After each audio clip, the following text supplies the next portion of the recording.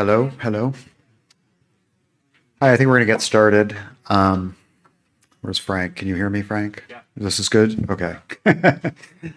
All right. Thank you. This is a fantastic turnout for what I understand it's spring break right now. So thank you for giving us your time. I am super happy to be here representing the School of Materialist Research alongside of my incredibly esteemed colleagues. To my immediate right is Lindsay Lerman and Giuseppe Longo next to Lindsay. And tonight we have, this is the third iteration. Some of you may have come for previous iterations, but the third in a series offered by the School of Materialist Research, or SMR, in partnership with the Rosa Luxemburg Foundation and Helepenka. As many of you know, SMR is an interinstitutional platform founded and directed by Katerina Kolosova and myself, and I am Adam Nocek. And it works alongside of and around and in between numerous institutions, but primarily the Institute for Social Sciences and the Humanities in Skopje, North Macedonia, and the Center for Philosophical Technologies, which I run at Arizona State University in the US. As an informal educational and research institution, we're now happy to announce we're in our fifth year and only growing. So we're very excited to be collaborating on these panels. And so thanks again to our generous hosts. Thanks again, especially to Frank, sitting there checking his email probably. So the lineup tonight is as follows. I'll be going first, and then it will be Giuseppe Longo, and then Lindsay. So we're not actually going in any kind of order here. We're going to do a little bit of a bounce around. And I will introduce each of the panelists one after the other. So I'm gonna get started. The title. Well, I'll just say this also. We're going to do 20 minutes apiece. We're going to offer a kind of intervention on the topic on living and computing, and I hope we'll pretty much all be in conversation in some way, and we may pose a couple pressing questions to each other. We'll see. And then I will open it up for conversation. So hopefully we'll have time. Well, actually, we'll have lots of time for lively engagement and debate. So, all right, let's get started. The title of my intervention is Organismic Design, AI's Abstract Creatures. So what I actually want to talk about today are some of the ideas that emerge from the shared work that Giuseppe Longo and I did together, and I have been doing together, and then trace how they shape another project of mine, specifically on artificial intelligence, design, and speculative philosophy that will be coming out some point later this year. Now, the book that Giuseppe and I co-wrote is called The Organism is a Theory, Giuseppe Longo on Biology, Mathematics, and AI. As its name suggests, the book stitches together decades worth of Giuseppe's theoretical research at the intersection of mathematics, his home discipline, computing theory, and theoretical biology. But it does so in a way that is of relevance to a philosophical audience in particular. As many of you may already know, Giuseppe's work is no stranger to philosophy, especially materialist epistemologies of science. So this project is really an effort to bring these philosophical underpinnings and implications into sharp focus. This is especially important given how essential computing has become to materialist philosophies, for better or worse. So working with the University of Minnesota Press, we thought the time was right to make sure that his work, which spans decades and hundreds of peer-reviewed papers, and its legacy could be brought into clear view. Now, critical to the project, which brings together a lengthy introductory essay, a 4-day interview, and essays written by Giuseppe and myself, is tracing how modern computing takes shape against the backdrop of a specific history of mathematics. And however surprisingly, it's this genealogical horizon that allows us to take stock of the current landscape of experimental and theoretical biology. Critical to the story is that computing was not discovered or found, but it was invented. This should serve as a cold shower to the growing number of theorists across the humanities who speculate, and I emphasize speculate here, that human intelligence is one very limited instantiation of much broader and more complex computational spaces.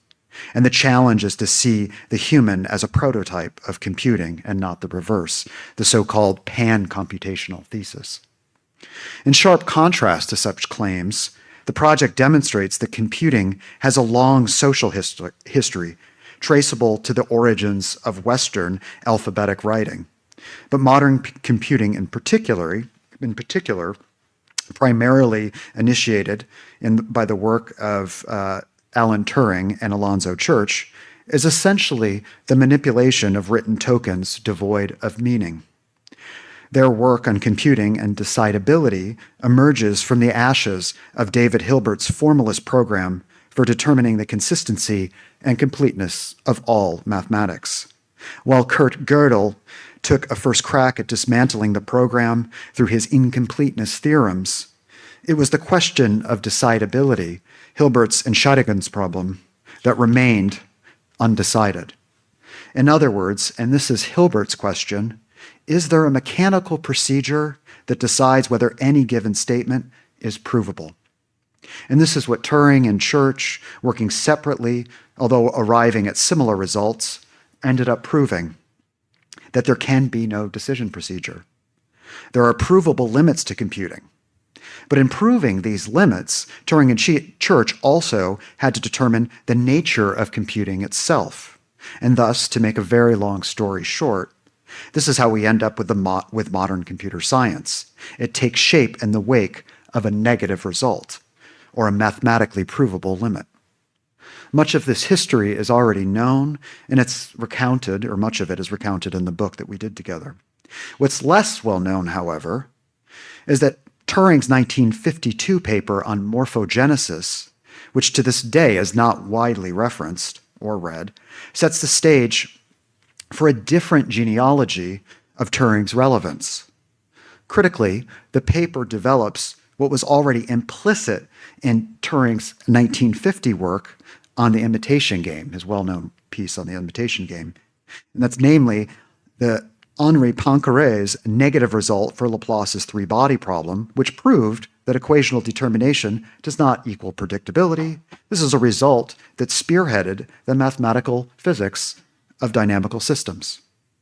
Similar to Poincaré, Turing realized that there are systems, like living systems, where the smallest disturbance that lies below the threshold of measurement can produce large-scale, unpredictable effects. In other words, and against how Turing is often remembered, he inherits a history of negative results that stretches back to 19th century physics in order to argue that the discrete state machine, or the DSM, is ultimately incompatible with the unpredictability of living systems, hence his mathematical theory of morphogenesis.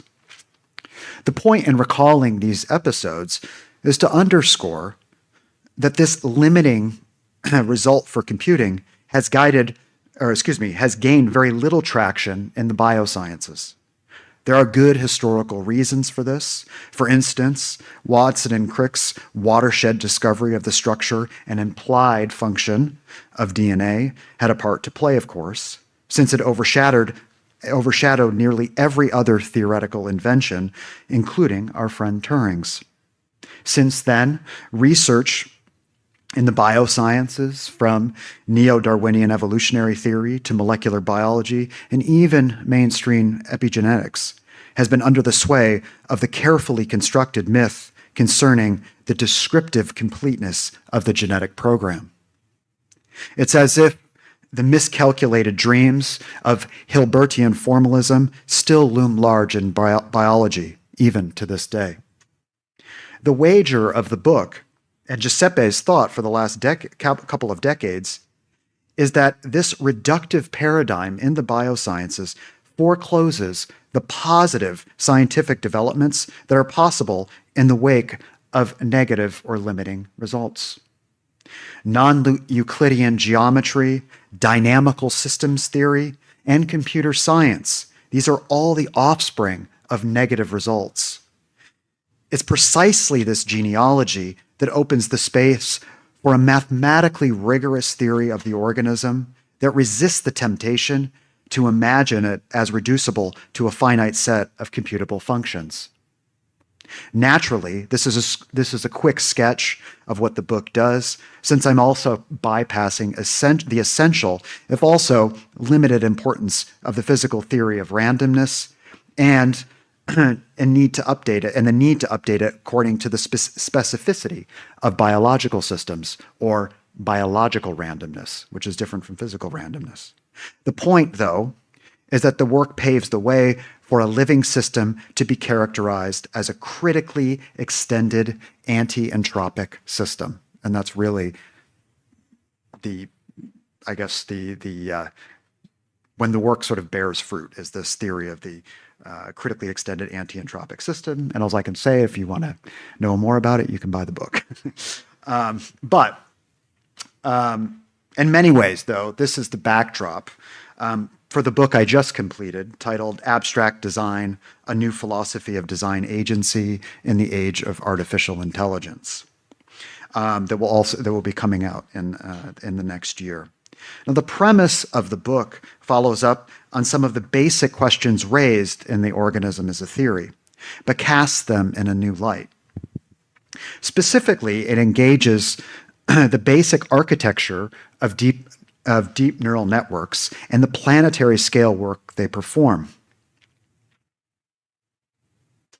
And the planetary scale work they perform, and frames them in terms of this history of negative or limiting results. Admittedly, this history is not the dominant or overarching theme of the book, but it's definitely one of its subplots. To understand why such a frame might be important, I want to underscore a possible objection to just about everything claimed about the limits of computing. Namely, this may be true for classical computing, but with deep learning systems, we're well past using symbolic techniques of artificial intelligence, and instead are using connectionist or sub-symbolic methods. This changes things dramatically, or so the argument goes, especially in the biosciences and related fields. Now I want to take a closer look at this.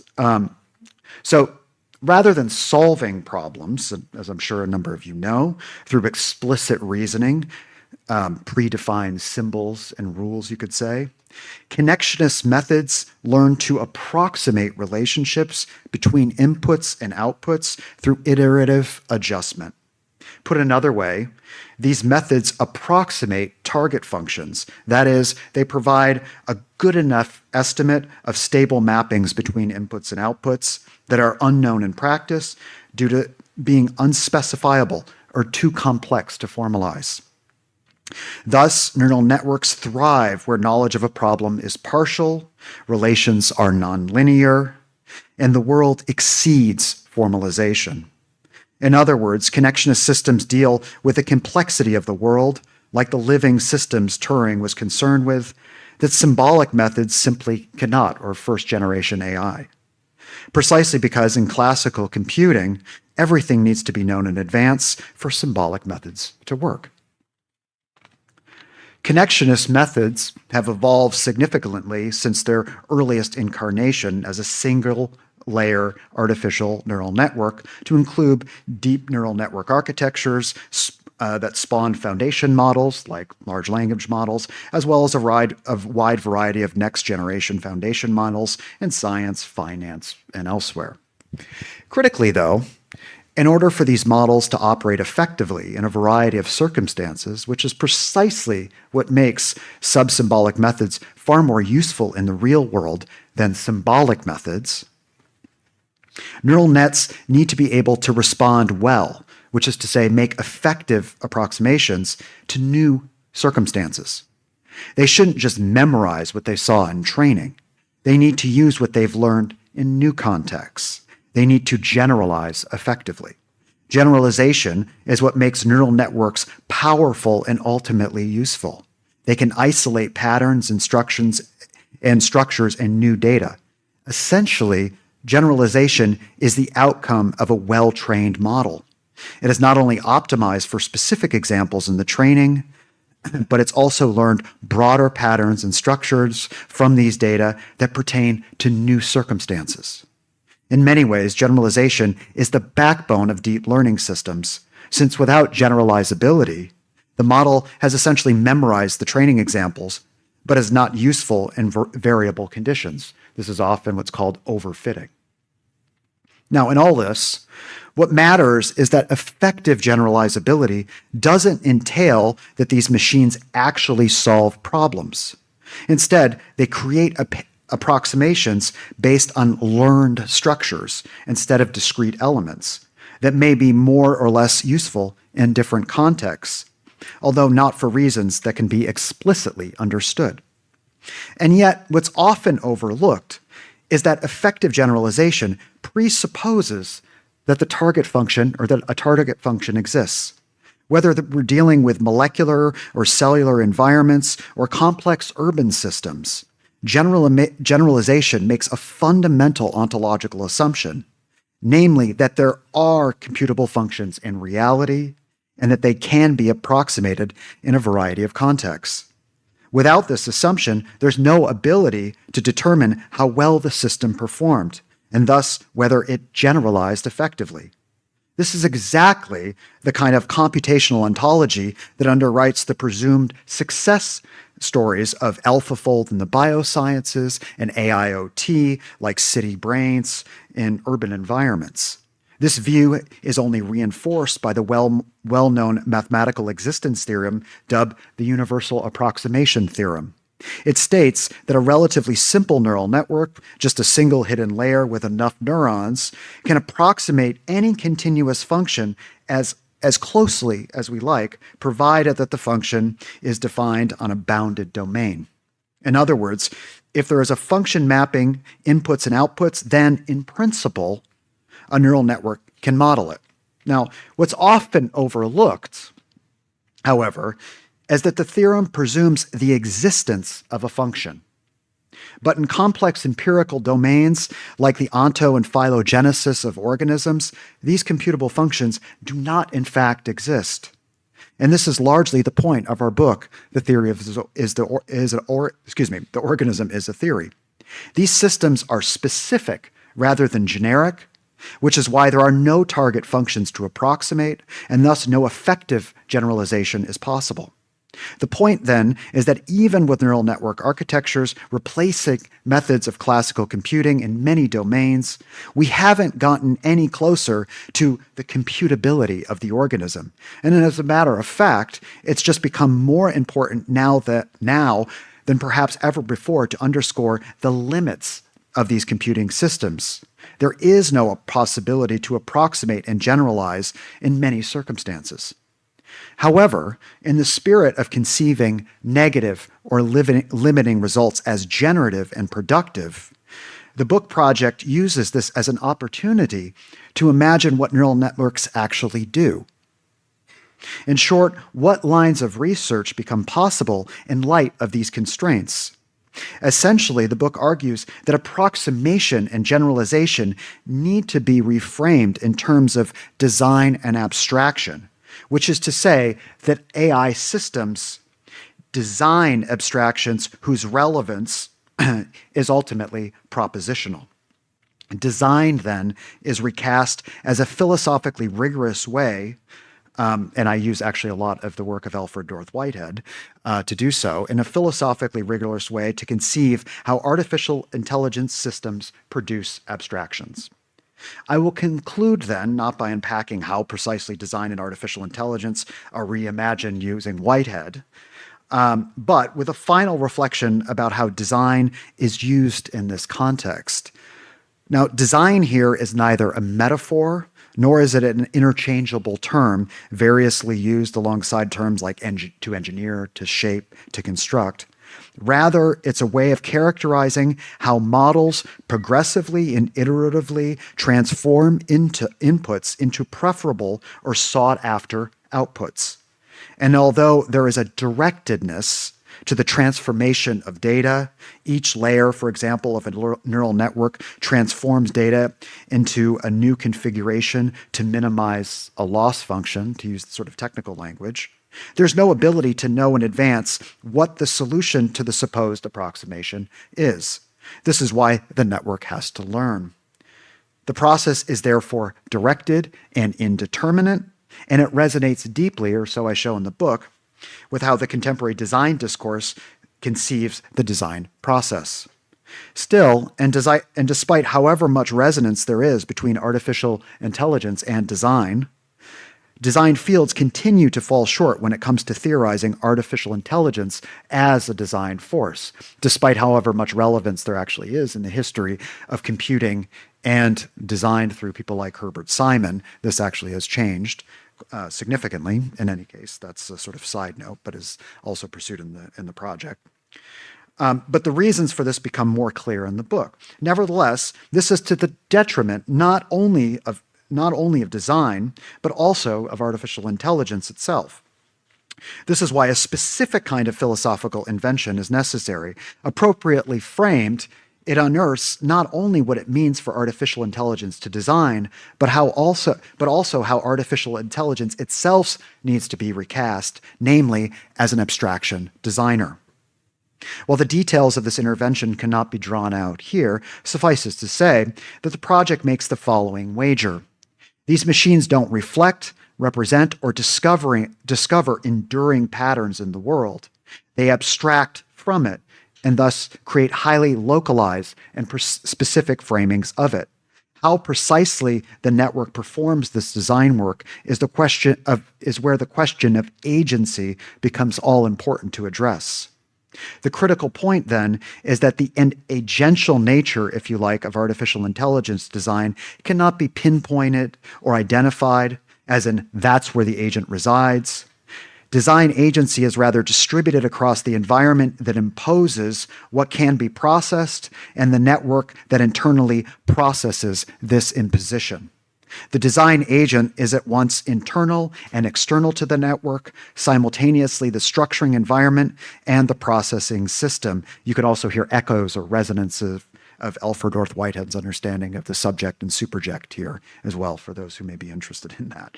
But what this means, I suggest, and this is where I'll conclude, is that attention should be directed to the specific nature of the abstractions designed by artificial intelligence rather than the generalities we imagine it discovered.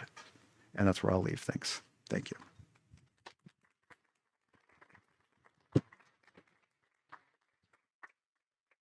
I want to pass this over to Giuseppe Longo, and I'll just do a very quick brief introduction of Giuseppe. Giuseppe Longo is Research Director Emeritus at the CNRS in Paris and is also Professor Emeritus at the École Normale Supérieure. He is the author or co-author of 6 books and over 100 peer-reviewed scientific papers. And the title of his intervention is Heteropoetic Organisms versus Imperative Pythagoreanism.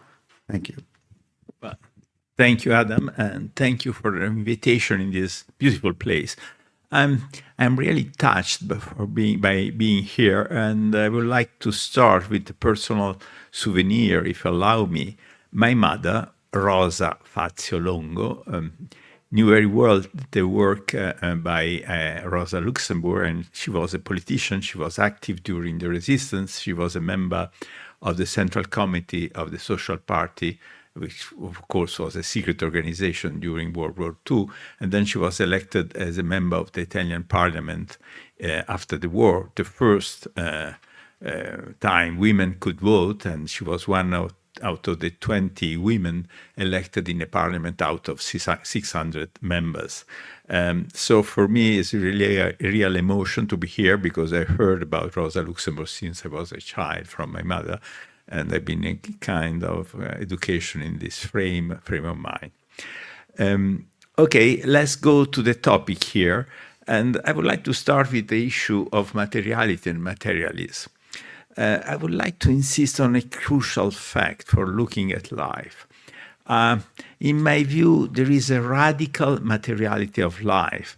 What do I mean by this? That life is made out of a specific matter and no other. I mean, the DNA, the RNA are molecules specifically constructed by certain bases, certain structures, a geometric structure, which is that one and no other. Our skin, our chair, is that material chair, and there is no other way to construct a living being than by embryogenesis. That is not mechanical at all. You know, a child is not made by screwing a fingers on a hand or putting an eye in a hole. It is produced by embryogenesis, which is differentiation.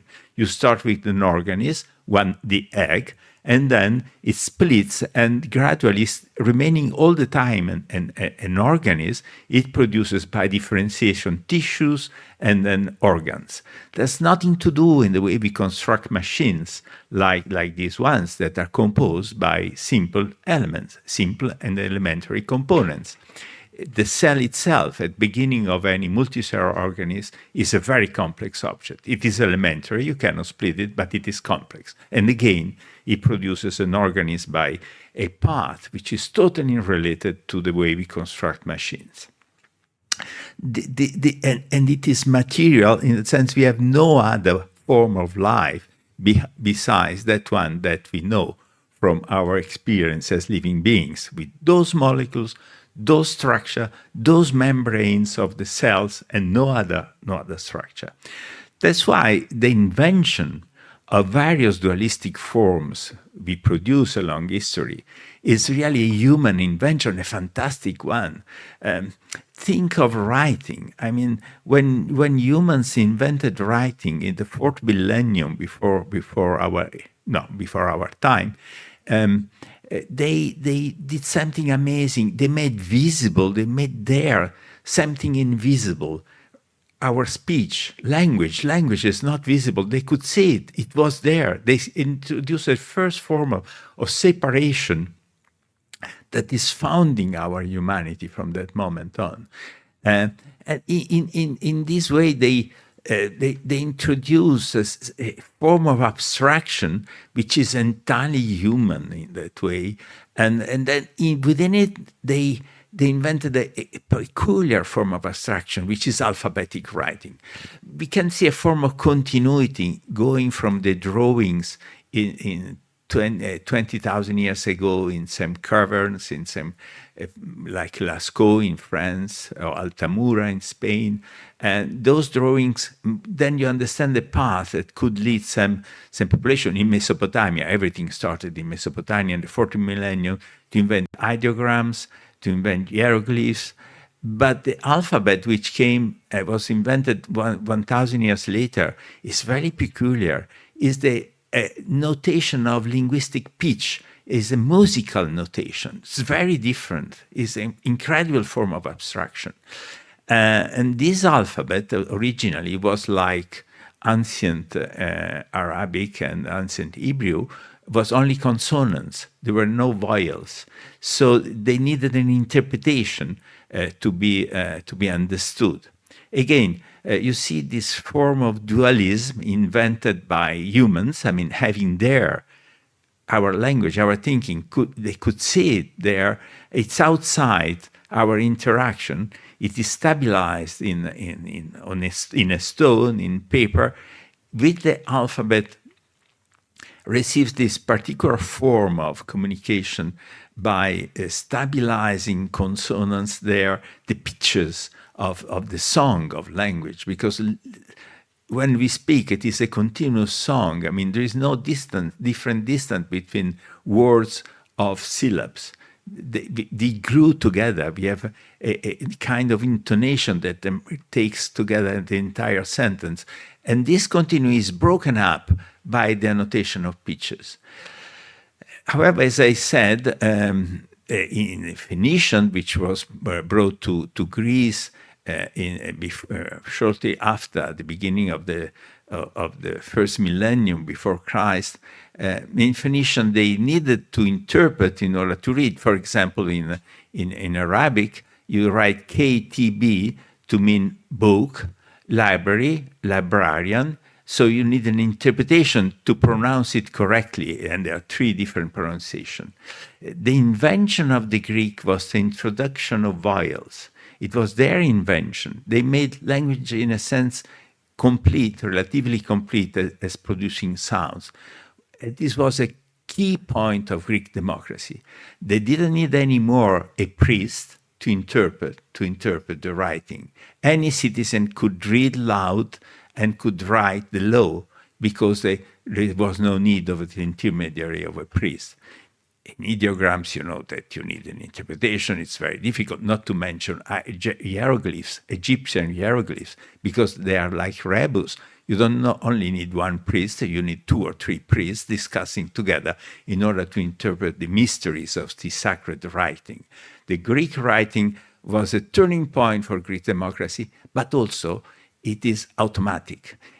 Because we, in our languages that are inherited from Greek and Latin that followed, we can read the page, and if you are tired or distracted, you may, at the end, observe that you didn't understand a word. You have been reading automatically. This is impossible in the languages like ancient Arabic or Hebrew, because they are abjad. You need to interpret to read, not to mention, of course, in Chinese or in hieroglyphs. You have to think a lot and understand in order to pronounce it loud.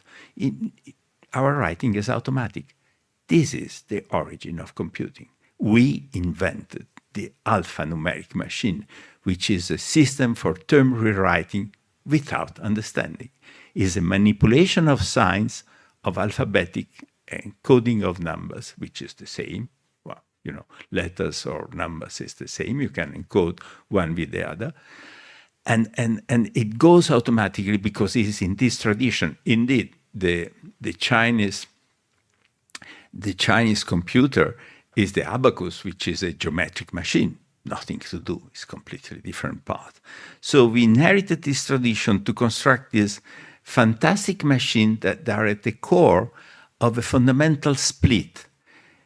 The automation of writing and rewriting totally separated from meaning.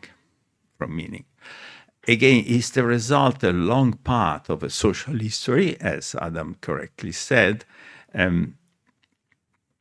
that led to the possibility of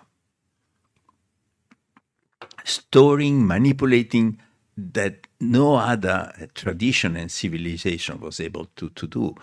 Coding by 0 and 1s, because once you have a discrete structure, coding by letters, like in lambda calculus by Church, the mathematician of the 30s that Adam mentioned before, or coding by numbers like Turing, a few years later, always in the 30s, the other founder of what we consider computer science, software theory.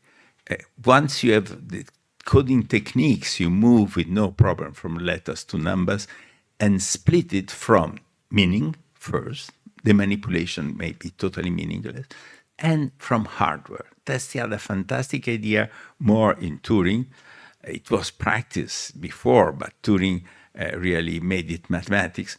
On one side, you have the programming language, the instruction. On the other side, the machine. It was pure mathematics in 1935 when Turing wrote his paper, but the idea is there.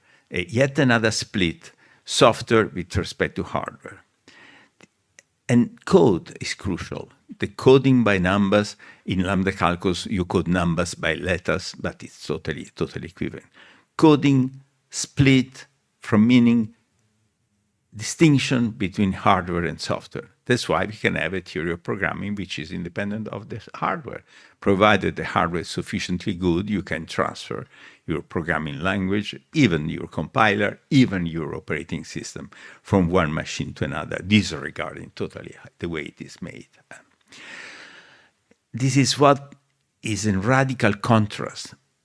First, with our experience of the correlation between language and meaning, and second, with respect to life. Because as I said before, there's this radical materiality of life that is made only of this material and no other. Claiming that DNA is information is introducing there a split that it is not nonsense. DNA is a structure that allows the formation of molecules by concrete material interaction at the macromolecular level. Claiming that it is information is once again a way of separating and forgetting the intrinsic materiality that has no alternative again, is only that one. And also by another fundamental step. You see, in transmitting information, we use gradients of flows. Gradients means variation of flows. Frequency modulation, smoke signs, whistling, or whatever, you modulate, you introduce variation, gradients of a flow of energy, of matter. This is fine, that's how we do. It is an anthropomorphic abuse to project on life information anytime there is the variation, the gradient of a flow that matters. Namely, cells in an organism exchange very often not only flows of energy and matter, but also gradients of those flows, and they are important. But every time the material structure of the flow, whose gradient is important, is essential. So I worked with colleagues in biology who are super expert and did a lot of work on endocrine disruptor. Endocrine system uses molecules that are specific, are those material molecules and not others. They act in probabilities, so there may be interference with other hormones in probabilities, but there are probabilistic differences. They cannot be replaced by different material structure, by different chemistry. A normal is a certain chemistry and nothing else. There may be interference by another molecule, but again, because they act on probabilities, not because there is an information which is independent of the material structure. This is the radical materiality of life. And this is fundamental because you analyze then the interactions in their material structure, even when it is a gradient. Otherwise, this separation led to very dangerous hypotheses. First, at the core of the dominating genocentric approach, there are dogmas and theories that are blatantly false, the so-called central dogma of molecular biology, namely that information is completely contained in DNA, and the second fundamental dogma that macromolecular interactions are exact, are stereospecific. They were both derived in the frame of information, in the information language. The second was even derived, as Monod said, from the need to transmit information. Let me explain this. In 1970, in a fundamental book, which is far away the major foundation of genocentric molecular biology, genocentric biology, random and necessity, Monod says that macromolecular interactions, so the interaction between the large molecules that make all the activities in a eukaryote cell, must be stereospecific, exact. And this is necessary, says he, because they need to transmit information. So this property was derived for ideological reasons, for this myth of information, against the evidence of physiochemistry that since the 50s treated macromolecular interaction by statistics as stochastic interactions. Why?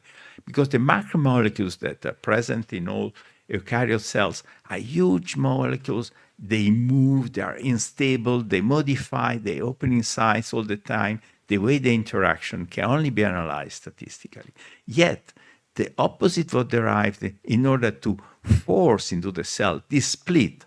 On one side, there is information, on the other, the material structure, this hardware-software split that was a major invention for constructing machine, but it is catastrophic in order to understand life. So the radical materiality of life strongly opposes to this myth based on separation, software, hardware, information and the material support. There is no such thing in organisms. There is no such a thing in life. And again, there is no coding, because the theory of coding and decoding is a serious one. It works. And coding and decoding made on discrete structures and like isolated numbers or isolated letters, well separated, is deterministic and predictable. You want to know what the result of a decoding operation, as when you use your credit card, when everything is coded now, it's exact, it iterates identically. Nothing like that in an organism. It is never exact. It is never iterating. That's the other very surprising fact. I mean, considering this machine resembling to, in some way, imitating a human, while at the core of these machines is the exact iteration. It's your experience. If you launch your application, whatever it is, 1,000 times, it does always the same thing. If once you open your word processing and a comma is missing, you get very upset. I mean, the job is the machine is to iterate exactly.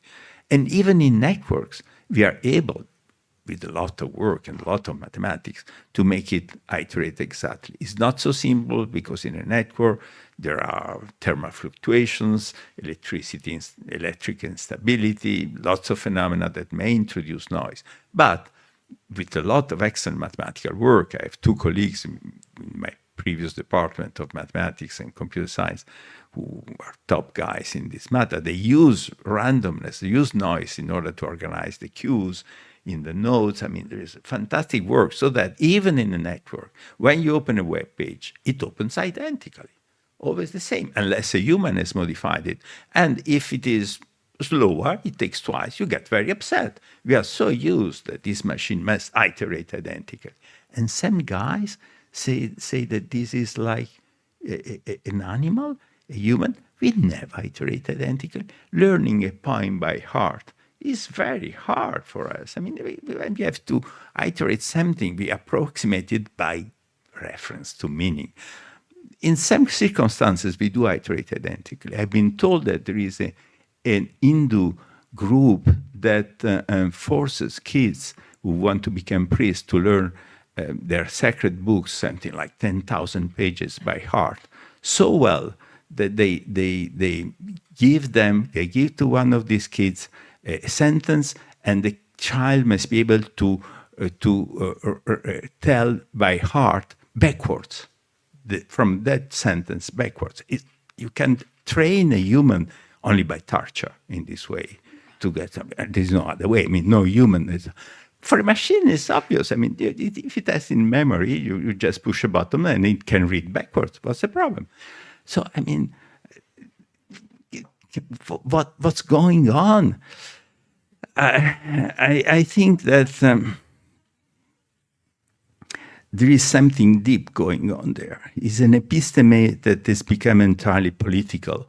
You see, what's common between the AI myth and this genocentric biology is the idea of instruction orders. Because you see, neural networks use fantastic tools from mathematics of continua, differential equation, wavelets, just great. They really to a certain point. But at the end, they have to be implemented in these machines. And at compile time and the operating system, they are imperative structure. You get to the discrete, and the only way to move from one pixel to other is to give an order, instructions, orders. So anything you do in AI, at the bottom line, it must work by an imperative language. That this is a style of programming languages in which all operating systems are programmed. Similarly, the idea that the DNA is a set of instructions means that there are orders. They give orders to the organism how to build. Indeed, Jennifer Doudna, Nobel Award of 2020 for CRISPR, well-deserved Nobel Award for the technical work, but she develops the same theory as Monod, which is just catastrophic. And as I said, her book of 2017 says, we can control evolution. We can reprogram animals and living beings, plants, by rewriting the instruction, by giving orders. So in both cases, both in the idea of DNAs of instructions and in the idea of the completeness or the perfect imitation or even better performance of these machines with respect to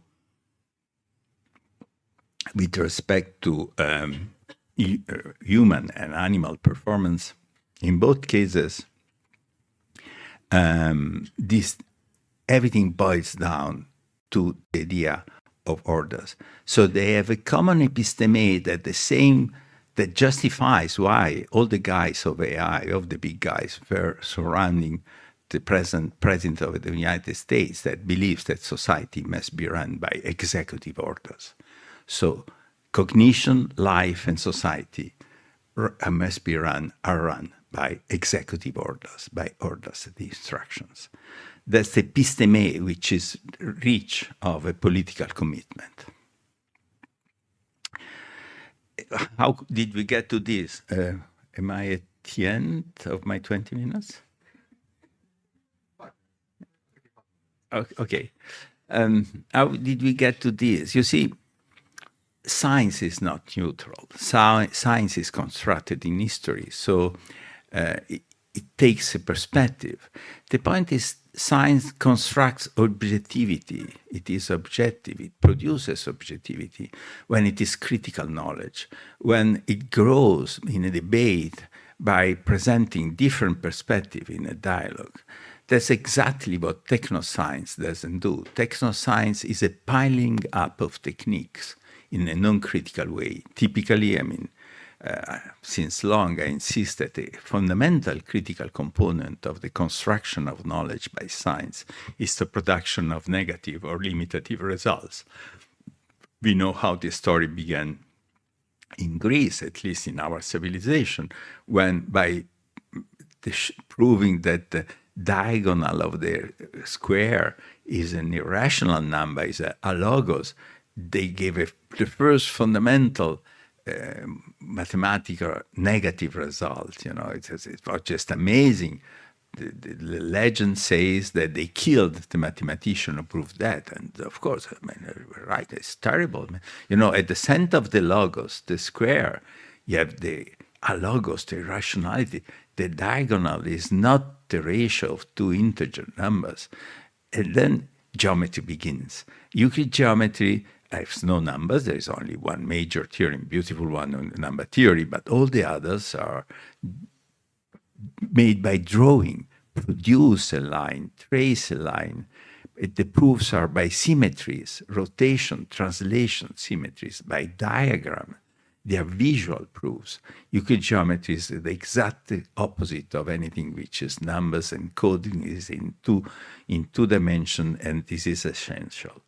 So since then, there have been plenty of negative limitative results. Every time they reinforce an area, because number theory begins when you have this result of the rationality, or theory of computability began when the negative results forced to define exactly what computability means.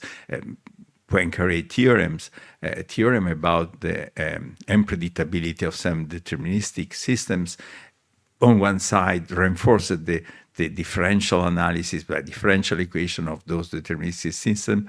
On the other side, opened the way to the geometry of dynamical systems in physics, and so on and so forth. In thermodynamics, the limitation of about entropy, a negative foundation of a discipline, opened the way to the new thermodynamics, at least since Boltzmann. So, this critical thinking that has in negative results a component, a top component, but one of the many, the plurality of views, of making principle explicit, and then making a step aside, the being critical with this very principle is crucial to science. It is denied by technoscience, which just pile up techniques one on top of the other. And this critical thinking, the step aside, the explicit principle, is an essential component of the contribution of science to democracy and vice versa. You need, at least within a limited group, this possibility of the critical thinking to construct science. And it is the deep link between science and democracy.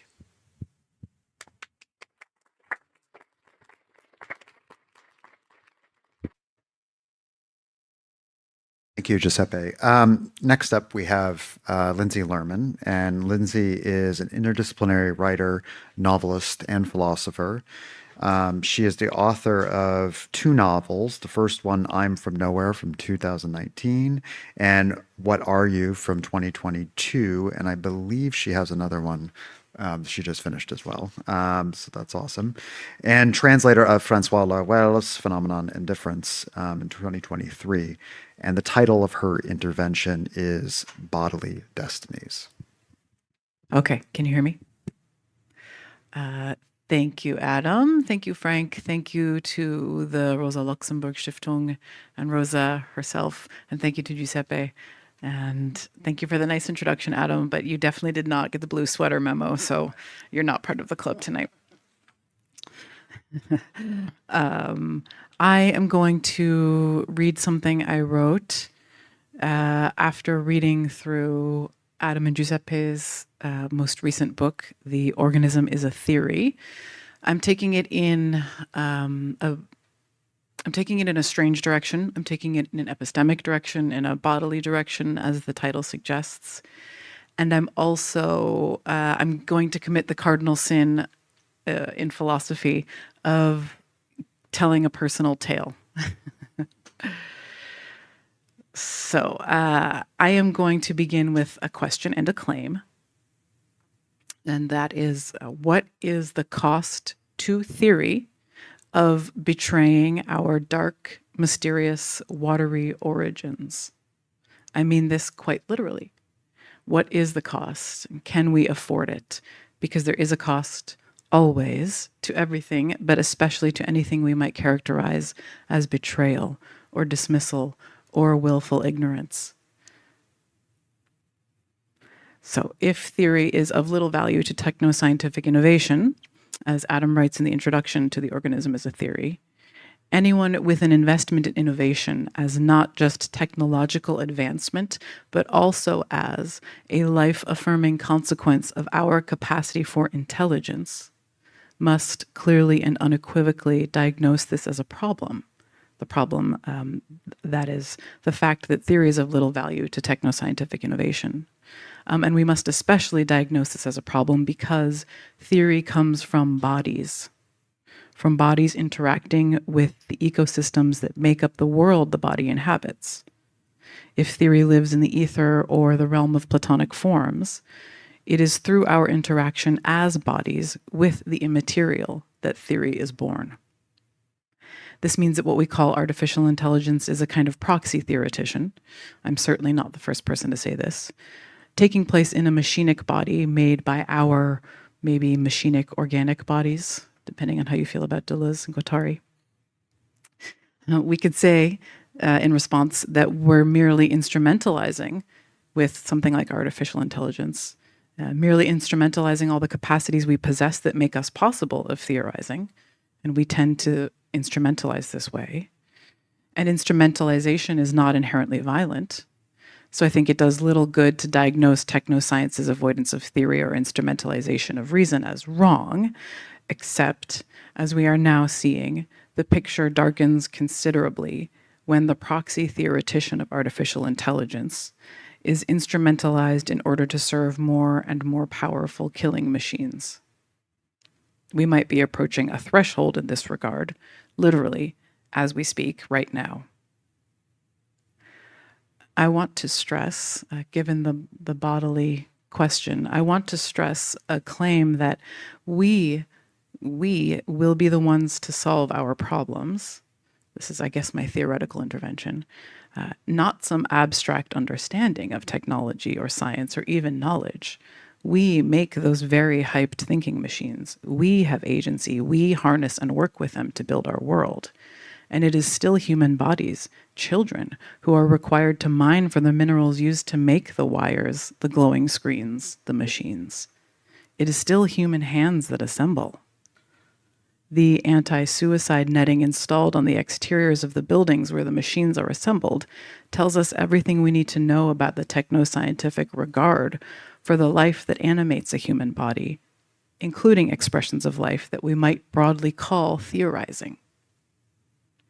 The general philosophical point I'm trying to make here, or sort of dancing around, I guess, is that everything we make and shape and create and commit to is a function of how we attend to the world, our ideas, theories, machines, concepts, and our understandings, collective and individual, of what these things even are. So at this juncture, I also want to ask an additional question, because I can't seem to get this out of anybody, especially people who are really enthusiastic about artificial intelligence and increasing automation. And the real question is just, why do we want to have it? What is this doing for us? And what is our investment here? And as my own provisional answer, I will say that right now, we must be highly attuned to systems and structures that ask us to outsource our thinking, feeling, creating, and being. And we must be very, very wary of anything that puts us in a position of epistemic passivity. So back to my opening question. What is the cost to theory of betraying our dark, watery, fleshy, and deeply mysterious origins? So I'm going to take what might seem like a brief detour and tell a personal tale, but it's not a detour, or it's only a detour if you think that marveling at the mystery of our bodily origins is not capital P philosophy. So I was still a graduate student writing my dissertation when my husband Philippe and I decided to have a baby. As I wrote about non-knowledge and the limits of epistemic frameworks and the ways in which certain philosophical figures challenge those limits, the deepest mystery I had ever encountered was unfolding within me. I don't mean pregnancy necessarily. I mean an epistemic mystery, a biological mystery, scientific mystery, philosophical mystery. As my daughter grew within me, as her flesh and bone took shape, as my food became her food, as our bodies intertwined, I began to dream that she was communicating messages of distress to me. In my dreams, she communicated that she was too small. The midwife and the doctor had already determined that I was measuring small, as they say, but this wasn't cause for concern, given my excellent health and the fact that I myself was a small baby and a small child until dramatic teenage lengthening. I did my best to listen only to the midwife and the doctor, but my daughter persisted. In my dreams, she was still telling me she was too small. And then, in one particularly vivid and terrifying dream, she showed me that the umbilical cord was wrapped around her neck. Part of me wishes I could say the dreams were just dreams, that they carried no meaningful epistemic content, but this is not the case.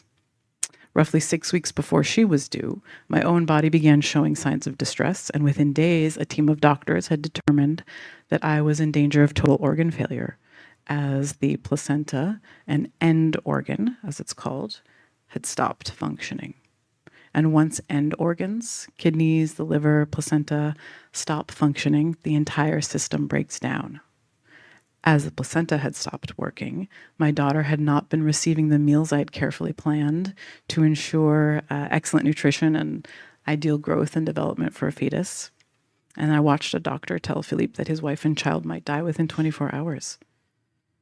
But that part of the story ends happily, if mysteriously, and with a challenge that I now accept as part of my life's work.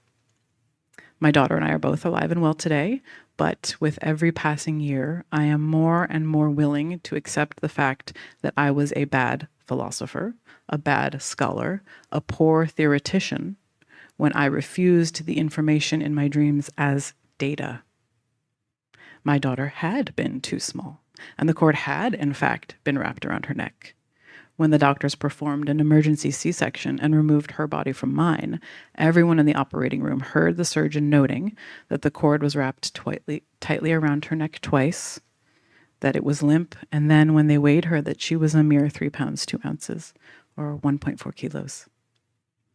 It had never been clearer to me that I do not know what life is, life or thinking or listening or knowing. So back to thinking, back to theorizing. As I recovered and continued writing my dissertation, a hazy thought began to form on the outer edges of my consciousness. If I had failed to consider the communication from my daughter as potentially meaningful, that is, as data, what else had I failed to consider? In theory, in philosophy, in life. My failure as a philosopher, of course, is not mine alone. In much of ancient philosophy, it was taken for granted that the mind has built-in capacities that we routinely ignore but can strengthen. In the Phaedrus, for instance, Socrates says the soul is inherently prophetic. I just happened to live, or inhabit a time and place incapable of taking such claims seriously. I was hard at work on using language to describe epistemic experience that falls outside of clear, easy, or perhaps scientific uses of language. But even for me, treating the contents of urgent dreams as legitimate data or information was way too far outside my epistemic models, open and questing as they were. I had failed, in other words, to use reason in order to grapple with something that might fall outside the bounds of reason, if there is such a thing.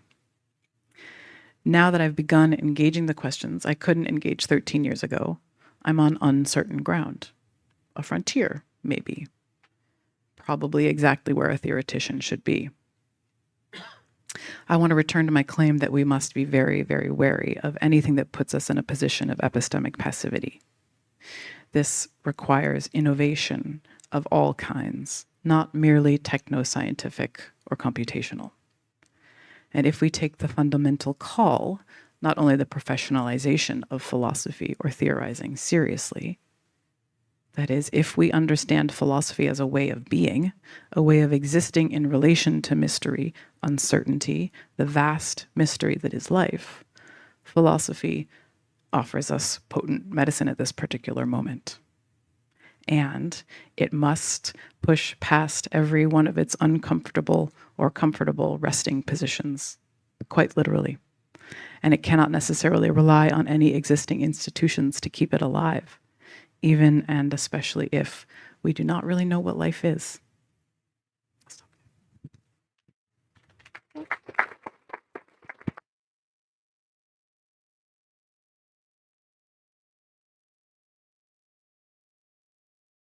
Take this opportunity to say thank you to Giuseppe and Lindsay. And I just have, before we sort of open it up for questions, I have just one sort of intervention and one way of maybe framing this, especially these two talks, but I think also in relationship to mine.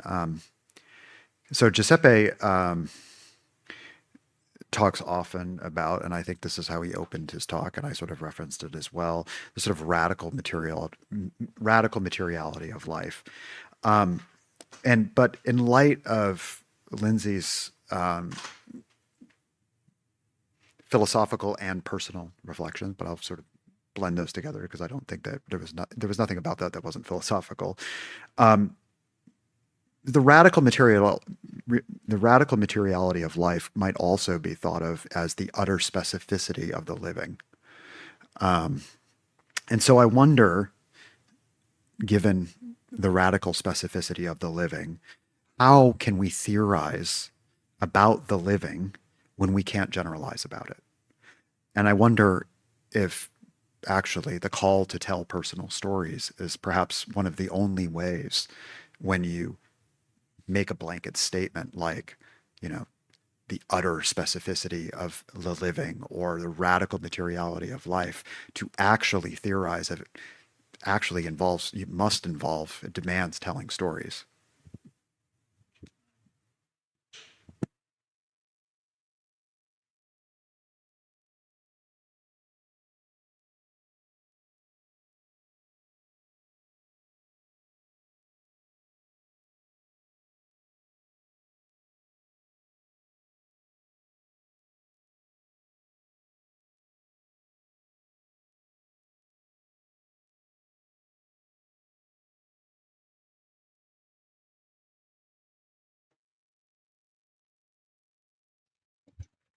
Oh, it's working now.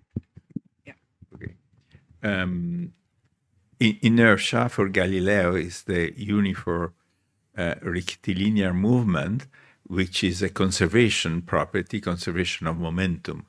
That's beginning of physics, a continuous symmetries that will be explained later on. Then there will be conservation of energy, conservation of a quantity. Conservation is really at the core with continuous symmetries of what is in common in the variety of physical theories, sometimes incompatible, like quantum mechanics and classical relativistic fields. Darwin begins with a non-conservation principle. Every reproduction induces a change. It's always change. He insists, even breeders who want to preserve a species, a population of cows, because it makes enough milk, insist there will be a change anyway at reproduction, even if you stabilize as much as you can. Also, surrounding conditions changes first. So yeah, we can theorize. Then selection as exclusion of the incompatible. That's selection, nothing else. Exclusion of the it stabilizes. The ecosystem is stabilized by selection, by excluding the incompatible. With the ongoing formation of a system, we can give principles. Indeed, the work I do with my colleagues in biology, they start with their experience of endocrine disruptors, carcinogens, is to transfer Darwin's principle within the organism. Also, the cells in the organism a priori reproduce with variation under massive constraints. The tissue structure, the cell-to-cell diagonal, the hormone system. That's why disrupting it, interfering with it may cause cancer. That's the topic where they in particular work on. So we can produce principles. Just simply we move away from the core of physics, which is invariance, symmetry, stability. We start from instability and we try to understand what stabilizes it. And then this stabilization allows to trace a history. Specificity of an organism means that it is historical. You have no other way to describe an organism but it's by its phylogenesis. Population, species, clade, taxon, which means having a common origin. This is science.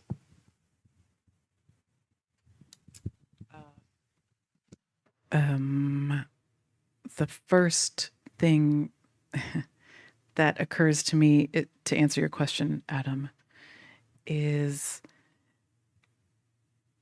the way that we theorize or do philosophy. The way it's going to have to go is we ask the questions that seem unaskable, or we get to the bit of information that seems untranslatable into conceptual language, and we find that edge where there's something risky or frightening, and we risk it all for this thing that we love, this centuries long conversation. And part of that means confronting the ways in which, in the 20th century in particular, and in the Anglo-American tradition also in particular, there's this kind of ahistorical assumption, there's this apolitical assumption, that you could just do theorizing and that you don't have to think about things like race and gender. Although, of course, there have been really significant interventions in that arena. There's still, I still went to an undergraduate program where, in a philosophy of mind class, one student said, I noticed that there are no women in this textbook, and there are women who've made really significant contributions to this field. And this is not a unique example. The professor at the front of the class said, well, women simply have not contributed anything interesting to this field. I don't care what you say. It's not true. And this was, to me, this is so much of the tone of philosophy in the Anglo-American tradition, analytic tradition, I suppose. And we have to confront that head on. We have to keep confronting it head on. Otherwise, there's no hope.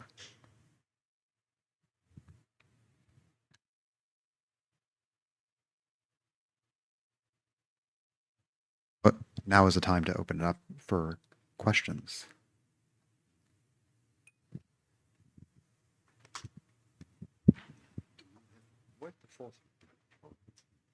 It's over here.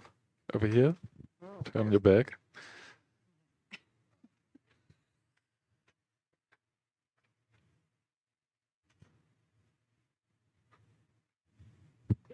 Remarks.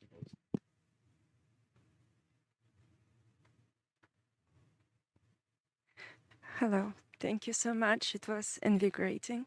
I have two small questions, I guess. So I'm not like really proficient in these topics, but as I understand, during the so-called cybernetic moment, there was this split between information theory and cybernetics, and also neural networks, like the AI of neural networks and symbolic AI. So I was wondering, what's your stance on cybernetics? How does your kind of project ideas relate to these kind of analogies that were thought about during the cybernetic moment? And also, another question related to that, when describing how Stuart Altman, primatologist, used syntactics and Shannon's theory of mathematical theory of communication when studying animal behavior, primate behavior. Donna Haraway concludes that biology is a war child and it likes to play with guns, she says. And I was wondering if you think it's still true and if there are these kind of stakes in the tendencies that you describe today.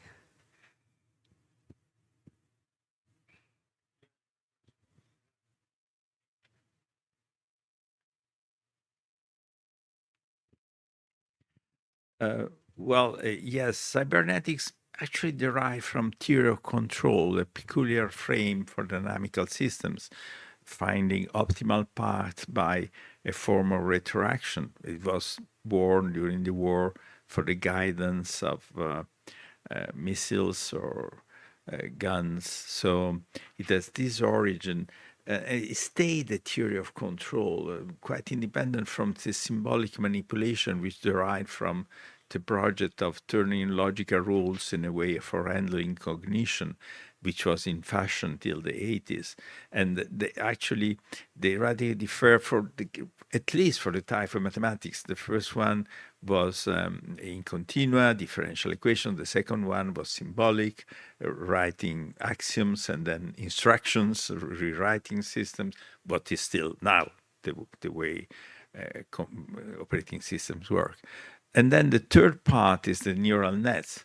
Okay, this was in the 80s, the beautiful idea by LeCun and Hinton to have a retropropagation. So you have nets that were invented since McCulloch and McCulloch in the 40s, and then more by Rosenblatt in the 50s. They were networks as a model of brain, not logic, but just continuous deformation of network. They had the fantastic idea to put these networks in 3 dimensions, to have several layers and then retropropagation, correcting the filtering and convolution. Excellent mathematics is very different from the ideas that led both to the cybernetic and the symbolic construction. Of course, they need all to be implemented here. So we go back to the symbolic manipulation and the discrete data types. But the frame were very different. What they shared, the cybernetics neural networks, is the typical tools of differential equations, of wavelets, and the tools they use. They have to find optimal path.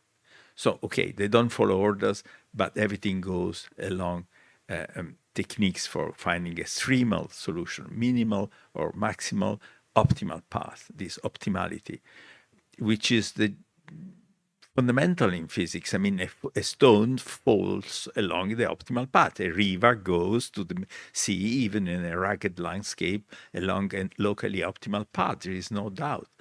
When you transfer this to cognition and society, it's catastrophic, beginning with life, If an animal is optimal or an organ of an animal is optimal, this means that in a given context, you have to define the context, the ecosystem, and then find optimality. That animal is dead. Because if this optimality is functional, the ecosystem changes all the time. The interactions with the other animals and organisms is changing. It dies. The point is that, for example, I've been doing some work on the fractal structure of lungs and the vascular system. Of course, there is a force shaping the fractality, but the irregularity are functional.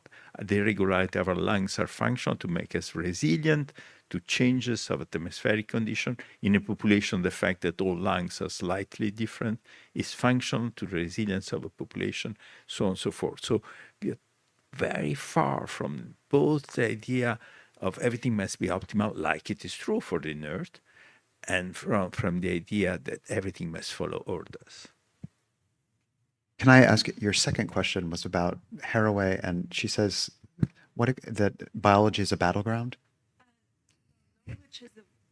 Knowledge is a war zone, she says, but she also says that biology can be a war child and it likes playing with guns because of how in theory of information and mathematical theory of communication was appropriated by behavioral biology in the 70s, I guess. Yeah. I couldn't agree more. Yeah, I think that's completely true. Also, I think Giuseppe has talked a bunch about this, especially when he was reading or when he was reviewing Jennifer Doudna's research. And her research, if you don't know, and she won the Nobel Prize, but it's for CRISPR-Cas9. So some people might know the CRISPR technology, the sort of precision gene editing technology. And I think it's interesting because, when people talk about biology or technoscience, biology is generally a kind of technoscience now when you're talking about molecular biology in particular. I have philosophy colleagues and so on that are quite surprised that I'll sort of, rail on and on about molecular biology because they thought that was sort of over. Aren't we talking about, complex developmental systems and so forth, and ecosystem and niche construction and so on. And I think that, that's interesting for philosophers. That is not the mainstream in biology. In mainstream biology, you're not going to get funding if you start talking about that sort of stuff. So I think that, and as Giuseppe has said, and a number of people have talked about before, even though, the central dogma of molecular biology might be sort of waved off and isn't really talked about in sort of explicit language, it's still absolutely part of grant culture.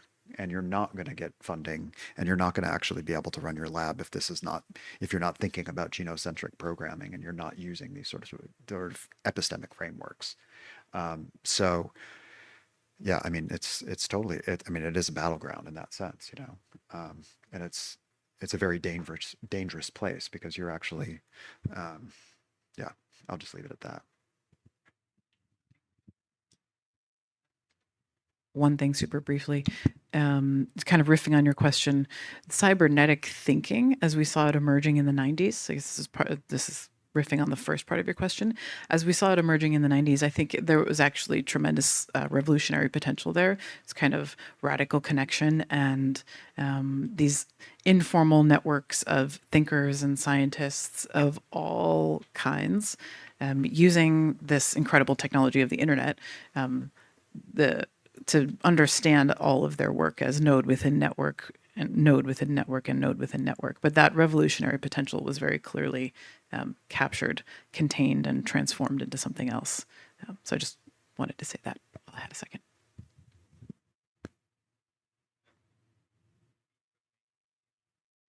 Yes, this is the point. Namely, from CRISPR, which is a fantastic discovery of how bacteria break the DNA of some viruses, invading them. And Jennifer Doudna and Charpentier, French researcher who got the Nobel Award, did deserve it because it transferred the technique in a laboratory, a remarkable performance. But then these promises that came up with cheating, I mean, they call scissor precision in the lab. What they do, they put lots of cell and their product in a bioreactor. They warm up and shake, and then they choose. They do cherry picking or where it works. Is this precision technique? There are plenty of side effects and known targets reached by the product. It's very interesting, but it has been used for publicity.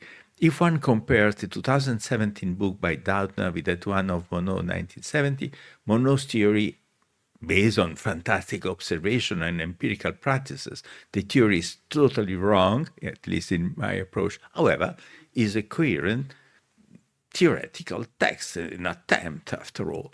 Jennifer Doudna books, 50% are promises, promising all the time, like in AI, you see. I mean, there's permanent publicity. The best is to have an economy of promises of goals that cannot be attained. You see, that's...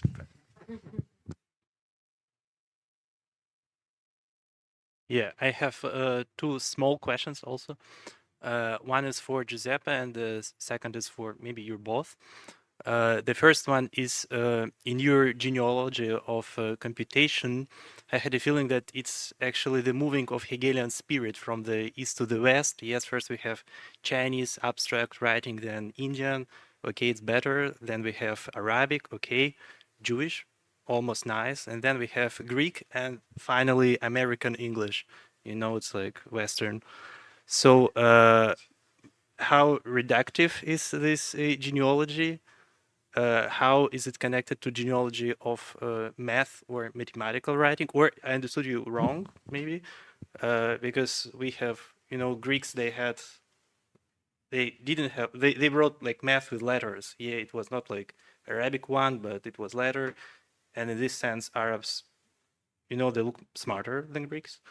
So, and second question is about, as far as I understood, you, how you say it, you say that there is something uncomputable in life, or life itself is not completely computable. There are limits of computation. There are limits for ordering. And I want to ask about the political implication of this. For example, when we had coronavirus, there were certainly limits for democracy, yes, for preservation of life, for how you maybe estimate, maybe retrospectively, the measures, this abandonment of democracy for the purpose of preserving life. For it was certainly not democratical. Yes, it was ordering from above to protect, to preserve life, and you look at it. Thank you. Well, I was not making a hierarchy. Indeed, I think that the philosophy of organisms in the Chinese culture was fantastic since always. I mean, their therapies 2,000 years ago, in year 1000, they had already the vaccine against smallpox. They always had the vision of the organism, which is something we have to learn a lot about. We contributed by the invention of the alphabet of an early split, which is a direction for thinking, which is very different from the diagrammatic thinking, which is always holistic. It brings together. I learned, for example, that they've been drawing gardens and buildings according to the ideograms of the name of the family owning the garden of the building. So there was a synthesis with respect to the vision of space. In no way I'm making a hierarchy. I'm just saying we follow the path to abstraction with the very dangerous path that led to this vision that you can write by alphabetic system orders. That's at the core of this, you know, symbol manipulation by formal writing. Never it would occur to a perspective that has an holistic nature deeply built in.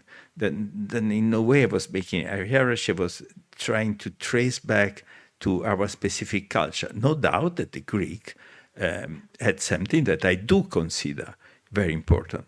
the fact that you don't need a priest to interpret. I mean, this was really a turning point for Greek democracy. Yet it brought in this automatic possibility of reading and writing, which has the effects of giving us networks of computers that are fantastic tools. I mean, we have the memory of humanity available to humanity, mankind as a turning point. It is in the hands of 5 cloud lords. It's amazing what's happening. This immense richness that is connecting all of us is being transformed in a tool for control and for war. These are the 2 major applications of these tools in AI. It is a political issue. Well, I mean, I think I get the gist of your question about the sort of the suspension of democracy, if you like, of democratic norms for the preservation of life. I mean, it sounds to me like, I mean, it reminds me. I mean, it reminds me of Agamben's argument. The sort of, I mean, Agamben really doesn't understand biology either. He has a very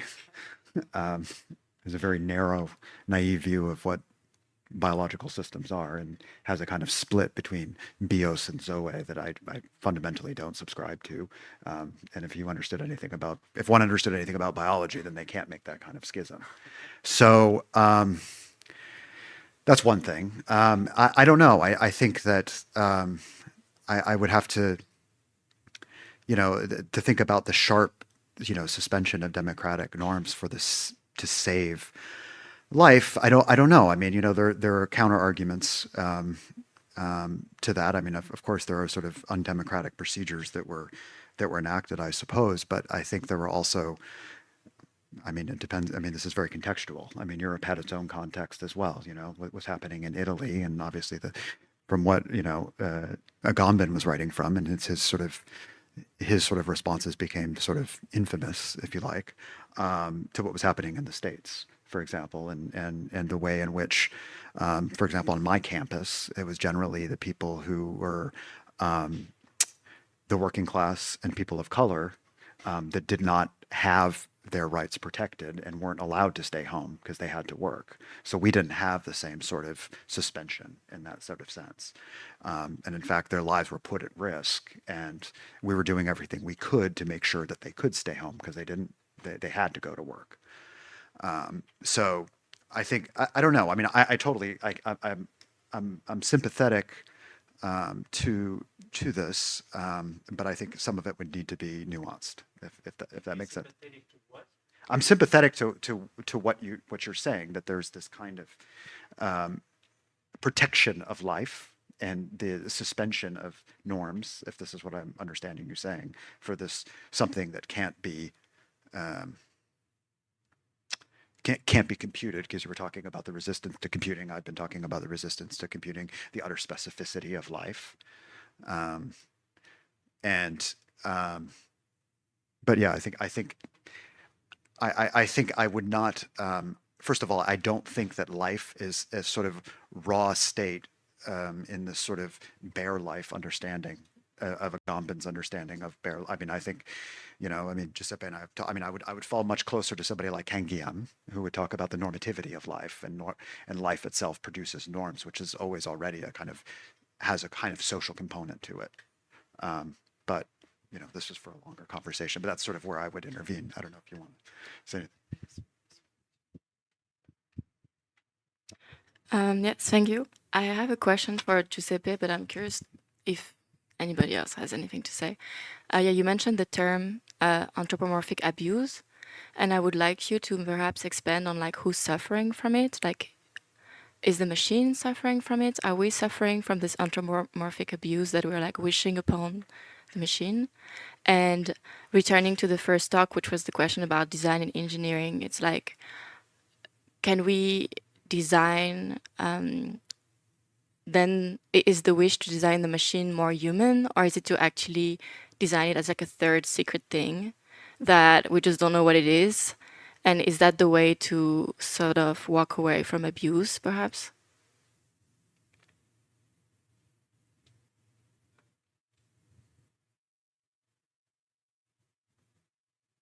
Yes, I think I mentioned anthropomorphic abuse in reference to two ideas at least. One is the fact that we do use gradients of flows of energy or matter to transmit information. Information is the invention of a brain, our brain in particular, and so we do transmit by gradients a variation of flows of energy matter. The abuse consists in the fact that many, almost all molecular biologists, not biologists who do my work, and there are many, fortunately, claim that there is information there as soon as they see that there is a relevant gradient of flow in a process, in a cellular process.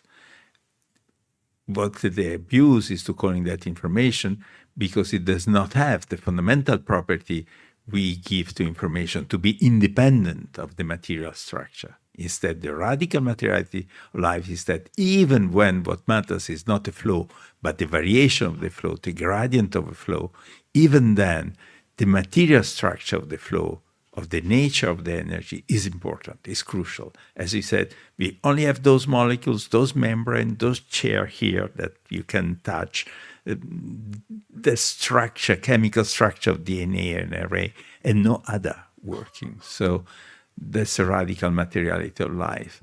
And the abuse of projecting notions that we produced. I mean, the notion of coding of information are just fantastic. It depends on writing. It may be very different, like from ideogrammatic writing or alphabetic writing, but they are forms of stabilizing the flow of language in a very different way and using gradient to transmit it, but it's not in nature. And the other abuse is the very common one, I mean, to projecting cognition when you see writing, but that's because, many identify thinking with writing, which is amazing. I mean, the writing is a very specific form of projecting outside. Many colleagues in AI consider that thinking coincides with English writing practice.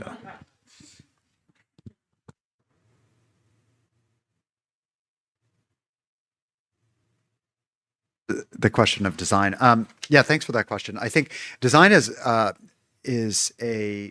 for me, it becomes a kind of philosophical intervention in a way of recasting how we understand what artificial intelligence neural networks specifically are doing.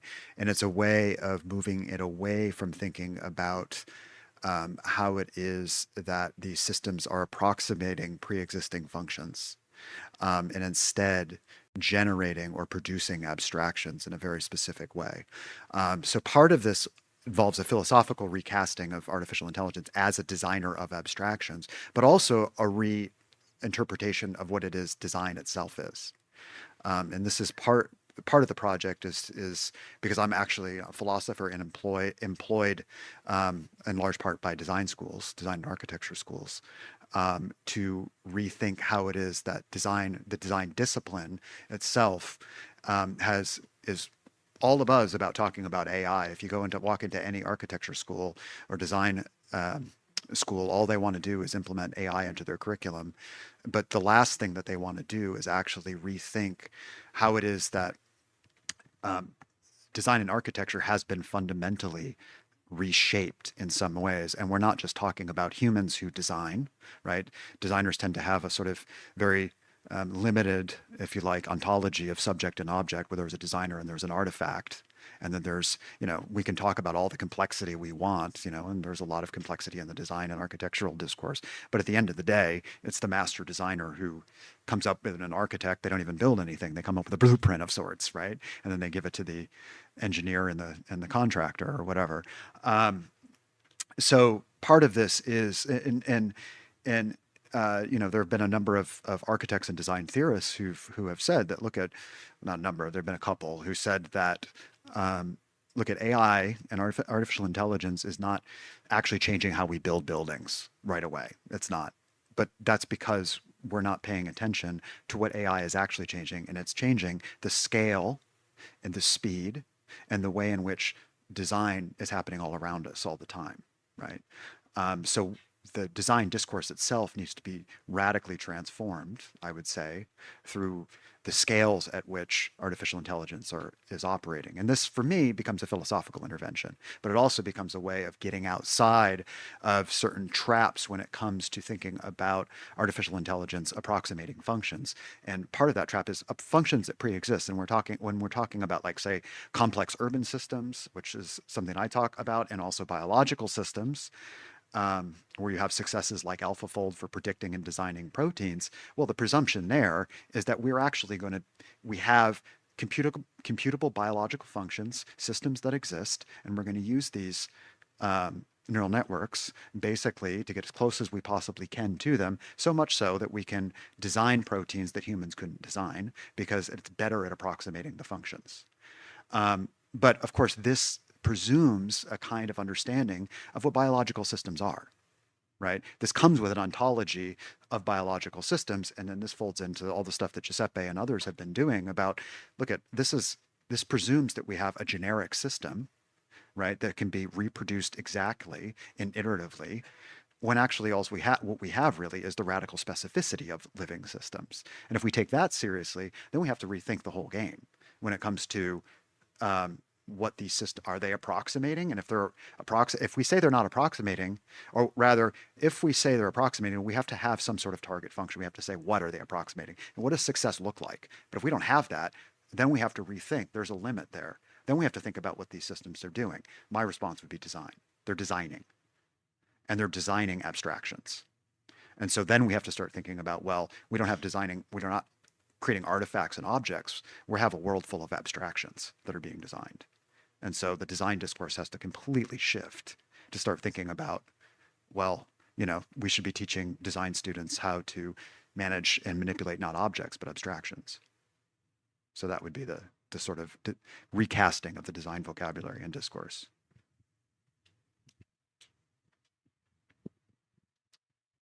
I'm here. So I'm not exactly sure where I'm going with this. It's just like an idea I've been somehow pondering about for a while now, because a couple of years ago when AlphaFold came out, I was working as a structural biologist. And so I was kind of interested in this kind of relationship you were talking about between like language and like, the way that we kind of fixed language to a sort of reality, as you explained before, during, so when the Greek alphabet was somehow invented, let's say. So when AlphaFold came out in structural biology, there was like quite a big turmoil, and we discussed about it a lot, because it's like the promises of AlphaFold were that somehow now we will not need X-ray crystallography anymore, or cryo, all of these techniques that we are kind of using to define the structure of proteins and other biomolecules. We won't need that anymore. But what actually we had to come to terms with was how limited our understanding of, those biomolecules is, in fact, because what AlphaFold turned out to be a mirror of how little we know, actually. Because, for example, I was at the time working on a protein which was an IDP. An IDP is an intrinsically disordered protein. And so it's incredibly difficult to know the structure of an IDP because it's changing all the time. Why it's changing? It's because it can interact with other proteins and take a certain shape and form to respond to the protein that it is kind of interacting with. I'm not saying that is not, like, it is interacting very specifically with another protein, but it is it can have many functions because it has this non-rigidity and intrinsic kind of disorder. And so basically all of the proteins that we have right now, or like most of them, in the protein database, which is the database that taught AlphaFold how proteins fold, are proteins that have very specific structures, and that are mostly like kinases, for example. So those proteins are the ones that taught us how proteins are supposedly structured, but now we know that there is a whole other somehow realm of proteins that we know very little about, because they don't follow the kind of norms that we were somehow so convinced about until AlphaFold showed us otherwise. So maybe what I started thinking about in the time when this happened was how limited we are in our representation of organisms, in kind of imposing this limiting ways of description that don't allow for movement or any kind of change to be, because the way that we represent, or the way that we kind of are able to maybe learn or understand anything about the organisms is mainly through optics, is mainly through taking a picture, is mainly through like, a very kind of a cut, in a way. I'm not saying that a cut is always reductive, but in a way, this is like a very strong limit that we have in structural biology specifically. So I was just thinking, like, what do you think about it? Because Well, a former postdoc of mine is doing the kind of work you're doing also, and she exactly reacted like you. Let's say, very briefly, we have to oppose those myths of stereospecificity, which was beautifully formalized by Monod, of macromolecules. We have to oppose the fact that macromolecular interaction are stochastic, must be given in probabilities, and these probabilities depend on the context. Would you agree? So, macromolecular interactions are stochastic, must be given in probabilities, and these probabilities depend on the context. You agree? Yeah, that's the point. I mean, that's the whole point. I mean, so AlphaFold may help to show this by negative, by saying where it doesn't work. So it's been a fantastic tool. My former postdoc claims that it's a magnifying lens of our mistakes. So really, it does provide an insight and how we should depart or something that is ruling. But mind, I'm not sure you're going for long having fun if you keep thinking that way. Why? Because the central dogma, the one gene, one protein, Bodily datum 40s is still there. And the stereospecific interactions of molecule, all three things are essential to sell GMOs, to sell pesticides. Because, by GMOs, you can drive exactly by the central dogma.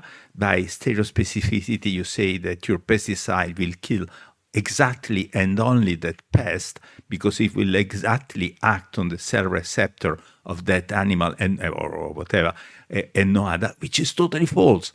The pesticide, of course, in high probabilities will act on the cell receptor, no doubt, but then with lower probability will kill everything else. That's what happens to the humus. That if you say that in Latin America, they kill you. In Europe, they don't fund you. They don't give you funds so far. But in Latin America, it's a fact. In a European network of scientists of social and environmental responsibility, we are supporting some colleagues in Latin America to escape to Europe because they risk their life. We have data concerning many, like 30, 40 biologists and journalists in Latin America being killed for telling the story about carcinogenic effect of pesticides, by side effects on human health. I mean, 80% in the American continent, 80% of 5 major cultures are entirely GMOs. They're entirely based on the principle we agree that are radically false. So it's very dangerous to say that they're false. All the promises of the increase of productivity, so on, they don't mention them anymore because it's totally false. There's been no increase in productivity. It's been lowering. What's been increasing in 20 years in the American continent, there's been an increasing of 400% of the use of glyphosate and other pesticides. You understand? And in India for cotton, it's similar. I mean, is an entire continent. How much money there is behind that increase of 400% of a product which is for 80% in the hands of an oligopoly? What we do, however, is that we sell to Latin America 9 pesticides that are forbidden in Europe as acknowledged carcinogens. However, we also sell them the chemotherapies, which is a fantastic business model. With Mercosur, it will improve, and we can sell more cars, German and Italian cars, by buying those products. Okay, I want to tend to the language part of the question, which is very important.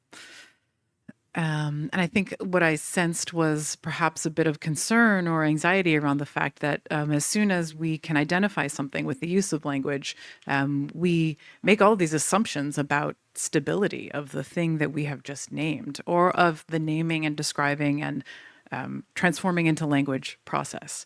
And it's a really significant problem in every single, well, it's a significant human problem. We have this assumption that language is stable, and we need it to be stable in order to communicate, but language and communication are not stable. And there is never perfect fidelity in the transfer from my mind through my mouth out to you. There's just, it's absolutely impossible. We are way too complex, and there's too much specificity at work. There's too much historicity. There's too much everything at work and at play in order for us to just be able to assume that because I've named something and here are the criteria according to which it's been named, that now we can just sort of assume the work is done. I think that's just something every discipline needs to be a little bit sharper about, especially as we do enter a more global world, and science and well, every discipline has to speak globally so much more than ever before, which I think is a great thing, but it is a challenge.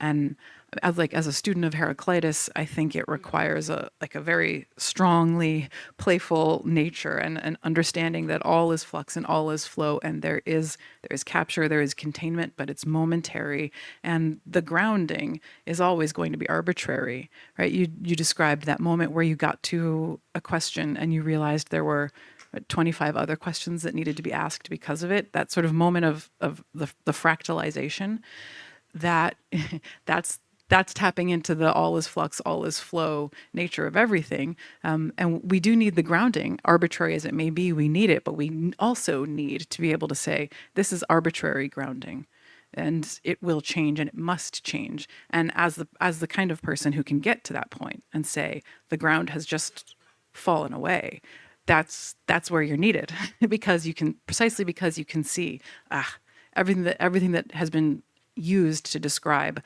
what, why, how, when, where, it's so incomplete, and we need another 5,000 years of studying. I think I was just thinking about the limitations of the formalization of language through which science had to go, and on which it relies since centuries to kind of build this knowledge. We make the last two questions because at a certain point we have to go out here because I have to close the building. So it's you. Quick historical footnote here is that question about structural biologists actually figuring out that how little they actually understand after they start using AlphaFold and so forth. It is exactly the same sort of thing that happened after they sequenced the human genome. Right, is that they realize how very little that they actually understood, and it's like, oh my God, we thought this was going to be the holy grail, and actually we understand we know so little.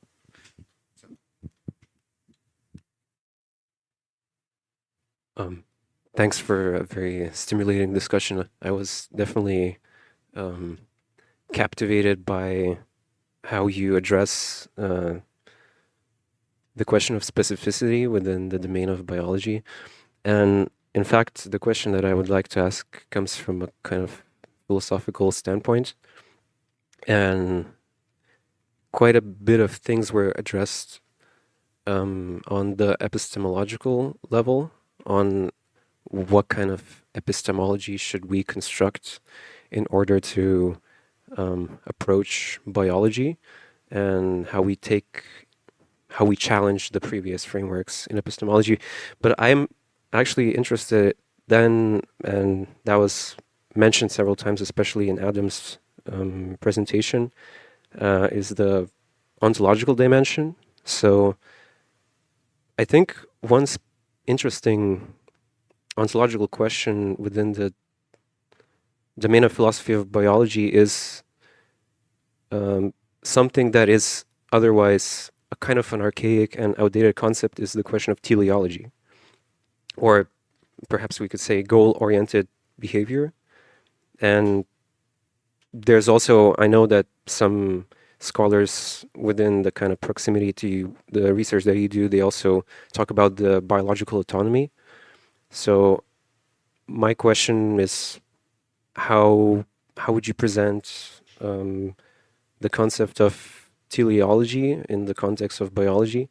And I'm asking this because I get it that this is not what Aristotle talks about when he talks about teleology in the sense of enteleki, in this kind of like essentialist interaction between form and essence. But then when we fast forward to what you spoke about information, again, in the word information, there still is the element of form. And so does your ontological notion of teleology presuppose still some kind of form, or is it radical materiality? Because as you mentioned, the singularity is in the materiality that is not reducible to the kind of iteration and its sequencing. Yeah, I think that would be my question. And obviously then how at some point does the radical materiality of life step into the level of intelligence? How would you, but that's kind of a sort of hardcore question that I'm not expecting you to answer, but at least the question of teleology. Yeah, thanks.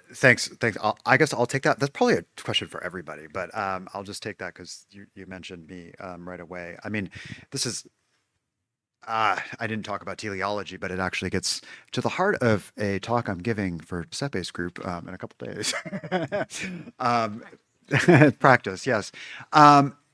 Look, I think within, and I'm glad you sort of thinkers who are adjacent to the sort of stuff that I'm doing, especially within, I guess you could say, a sort of Whiteheadian philosophy of biology, have definitely drawn quite a bit on the sort of teleological tradition, if you like, coming out of mostly Kantian style biology, right? I think, I mean, teleology, yeah, I mean, I mean, for example, in a sort of Whiteheadian framework of thinking about organisms, there's absolutely a teleology, but the teleology emerges alongside of the environmental conditions of the system, right? That you actually only get a kind of end or purpose through, that only can be seen after the fact, that only emerges along with the system, the material conditions of the system as it's emerging, and that needs to be determined specifically in each instance by the history of its own development.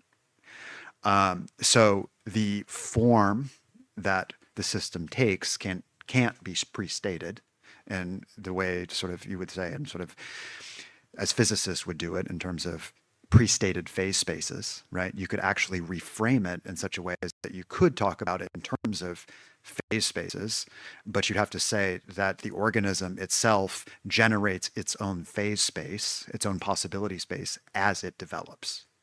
So I guess that's my way of, and in fact, I mean, in some other work, I've actually sort of, talked about the Kantian version of that sort of question, but framed it in more Deleuzian terms, where you would say that actually it generates its own conditions of possibility as it emerges, right? So the virtual is generated through the actual conditions, and so on. And you kind of get out of Kantian traps, if you like, that way. But you also preserve this kind of idea of a purpose moving, emerging, if you like, through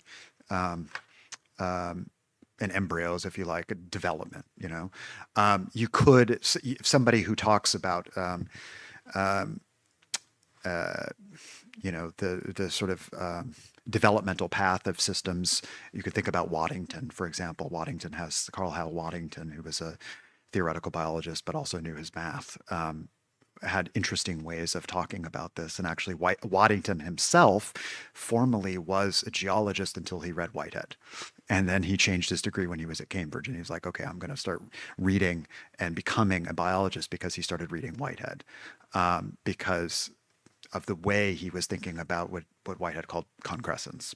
And sort of Waddington ended up doing interesting things with that. So I would say, I guess, and this is to make a very, very long story kind of short, is that, yeah, you can read a sort of teleology into that, but it would certainly need to be updated. I would update it again through Whitehead. But, Whitehead also has a pretty strong notion of teleology as well, right? He's got a final and efficient cause within his metaphysics, but it does come out in a different way. I mean, you could also respond to this in sort of somebody like Georges Canguilhem, does a very interesting, is situated in Kantian biology in very interesting ways, because he's sort of negotiating the first and third critiques in many ways, right? Because he actually does not want to talk about, I mean, he doesn't want to say that the organism itself is objectively analyzable, right?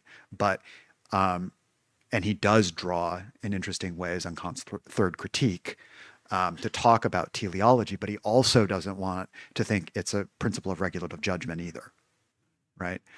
So I would say, bingo, you got like nailed, you hit the nail on that, or yeah, hit a nail on the head. Sorry, I'm tired, I'm jet lagged, but my idioms are messed up. But I would think, I would say that you'd have to work through Kantian biology in a very specific way to come out on the other side and try to understand a notion of teleology that's kind of meaningful, that is also very resonant with what Giuseppe is saying about the radical materiality of life.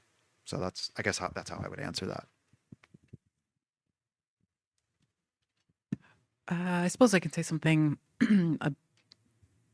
a little bit general, and maybe it speaks to the epistemic dimensions of the question. Let's see, this is emerging.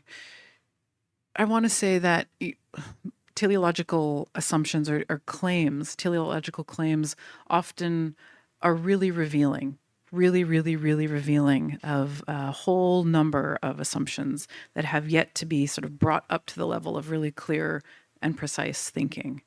I think of an example, like when I have students who are like, the goal of my writing process is to have a book, and I will know that I have achieved the thing I need to achieve in my life when I have a book and it's an object in my hand. I mean, it's sort of like the acorn and the oak tree. It's really just a question of time and scale. The oak tree is not the final form. It's going to decay. It's food for mushrooms and insects and everything. And the deep time is necessary, I think, if we are going to think of life as something that moves through us and that we move through and is part of the process of it requires us, we don't even get a choice in the matter, but it requires us to participate in the flow of life, which is necessarily outside of our control. We have a minute amount of control, and we can exercise it, and we ought to. We should use our agency, but there is so little control. And so, I mean, I think of epistemology as a very important ethical stance to take, to ask very serious questions about, how do I know this? How do I know that I know this? It's just the Socratic method, right? It's It's really nothing more sophisticated than that. But even that asking, the more you ask, the more you ask, the more you ask, the more it reveals what can't be controlled and how assumptions about just general teleological assumptions, they're deeply revealing. Yeah, I think that's probably all I want to say for now. Hello. I'm here. Is this working? It is, right? Okay. So mine is, I think, a quite silly question, like going back to something that I think was quite central, and also like I really appreciate how all of this like really complex kind of material was expressed in a very accessible way. But then I wanted to sort of try to further understand, like to see if I'm understanding this correctly, or I think probably there's something that I'm not getting, because it sort of like surprised me how, especially like current AI was sort of put in the domain of exactitude, of sort of code exactitude, in contrast to the unpredictability and inventiveness and non-repeatability of living processes, because in my sort of superficial understanding, this sort of new generation of AI appears to me as this kind of precisely like hot and like uncertain thing, as opposed to like good old-fashioned AI, which was indeed this kind of like strictly calculative cold technique, even in the sense that, I mean, this is something that I haven't studied. I've seen it as sort of like technology news, but it came to my attention, the idea that people were considering recovering analog computing in order to do these kinds of like neural network type AIs, precisely because they are not about getting everything exactly right. Like I mean, even when you are using like a chatbot, if you ask the same question again, it's not going to answer exactly the same thing, and it really doesn't matter, because it's not it is about being an approximation, right, and not about being like nailing something down. So I wanted to understand why, like, because I think like a big, even like political background of the discussion was that there is this kind of like exact and cold politics to these technologies, as opposed to a politics of living organisms, and I wanted to understand how this relates also to the radical materiality of life. I think this is very interesting to me, but at the same time, it's sort of also perplexing, because okay, it's not substract independent, right? It's a process that we only know in this version that is sort of singular. And then, okay, when something becomes substract independent, it to digital and all that, it's sort of like an ontological almost maybe difference. But if we go, for example, to Simondon maybe, or to like recent Whiteheadian, Deleuzian, etc., visions of technical objects, I have the impression that often they are seen as also inhabiting. Sorry, yeah. Okay, I'm going to conclude. Yeah, also inhabiting this domain of this. Because like there was also this general definition of life as change plus the exclusion of the incompatible, right? So like there is the singularity of life, but there's also this like, couldn't we have potentially, or don't we have machines that also operate in terms of change plus exclusion of incompatibility of the incompatible, and then could we speak of technologies that have these properties? That's my question. Sorry. Thank you. Yeah, analog computing. You know, whenever Bush in 1931 had an analog integrator, so they were computing by, you know, for example, the integral was computed by developing a surface. So it was in continuous deformation that allowed to compute. It was a tentative. It's more marginalized later after World War II, even though he was very powerful scientist and politician. I think because many thought that discrete computing is more effective, but perhaps also for philosophical reasons. There was an hegemony since the beginning of the 20th century, arithmetic, number theory, as the foundation of mathematics. So number theory, arithmetic, these are logical arithmetical machine, was at the core of the machine. So I'm not sure whether the analog computing was disregarded because of less efficiency or for philosophical foundational bias. That's, now, of course, they need it. They have to reinvent it. Why not? It may be an excellent idea. I have no idea which could be the technical part.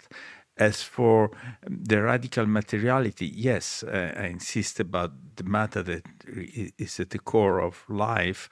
Again, these are not definitions of life. When I propose principles referring to Darwin proposed them first, most clearly, they are not a characterization. They are just some robust properties. So whether you can invent a system that we invent a system that follows more or less principle, why not? Of course, the challenge, as I said before, is that at the origin of meaning, there is the formation of an embryo. I mean, even in the monocellular organism, retention and protension in amoeba gives meaning to something that affects the protensive gesture. So the protension is essential to meaning formation. The embryogenesis is the locus for the formation of meaning for the forming animal, in particular in the belly of the mother. Think of the rhythm of the heart of the mother, which must be a terrible noise. This rhythm that the fetus, the baby recognizes when it's put on the breast of her mother. That's meaningful. And embryogenesis, as I said before, is radically different from the construction of a machine. So you can mimic in some way, but it's radically different from the embryo, which is formed by differentiation of an organism, which keeps being an organism where a hit, a bumping of the heart of the mother is meaningful because it's a way of interacting with the ecosystem. A machine is composed by pieces, elementary and simple. You put them together until it doesn't function. There is nothing which resembles meaning. Again, the egg is already a subject of meaningful movement, reproduction, and so on. So that's the abyss between an artifact and a machine. We can do better if we know these things. For typically, I agree with you. Want to respond really quickly to this, and I know we're running out of time as Frank's probably trying to get us out of here. This idea of the neural network and specifically around approximation, right? And when we're talking about bots and they change every time and so on, right? And I think that's a really important point. I think one of the things though that really needs to be discussed is how it is, for example, computer scientists talk about neural networks and their operations versus the way philosophers talk about sometimes neural networks and their operations. When computer scientists talk about, I sit around the table all the time in faculty meetings with computer scientists, and they're talking about what counts as success, right? What counts as success? Well, you have a neural network that doesn't actually, we use neural networks instead of, for example, traditional computing methods because we have really complex functions, right? Functions that are not totally known. The structure of what we're trying to learn. I mean, if we knew the function in advance, we don't have to learn. We don't need to have learning machines, for instance. And that's why we use neural networks. But we know what counts as success, and we can actually measure how successful we are at approximating a specific function, right? So what I'm trying to get at is the idea that basically in the background, there is the presumption that a function can be learned or approximated to an arbitrary degree of success.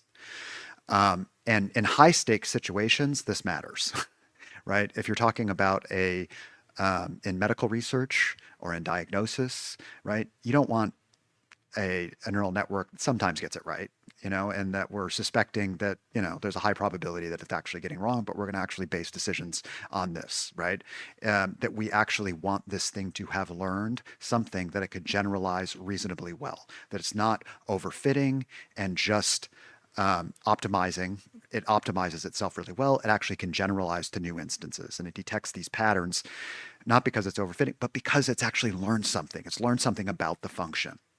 Okay. So what you still have is the assumption, the operative assumption that the function exists out in the world. The world is discrete. The world is made up of inputs and outputs that are computable, that have mappings, and that we have a machine that can learn them eventually. And I think that's what I'm trying to get at. And what happens when we're dealing with complex phenomena and we can't think about the world in those terms? We have to start thinking about our machines differently and what they do. So I mean, you're right. And like sort of, I wish we had more time to sort of flesh this out, because I think this is really important. And this is important to sort of shift how we think about what these machines are doing. Super quickly. Just because it's hot and chaotic in its current iteration, that doesn't necessarily make it living. We know that. But I think the more pressing political question to ask, or ethical question to ask, is what is being done with it? How is it training us? We know that everything we make and create trains us as much as we train it. There's always this co-creative process. What is it being used for? Actually, what is it doing? Is it de-skilling thousands and thousands and thousands of people? Yes. Are there in fact 5 or 6 men who are using the capturing of energy and the de-skilling of workers in order to build their bunkers and starve us out of life? Yeah. So, I mean, I just like that's, we will never exactly know what it is, right? Like everything we make and everything we do and everything we are, we'll never really know exactly what it is, but how it's put to use, how it trains us, how we train it, and the results is just the thing I think we have to pay very, very close attention to right now. I think that's a fantastic way to close. So thank you, everybody, for joining us. Thank you, Giuseppe.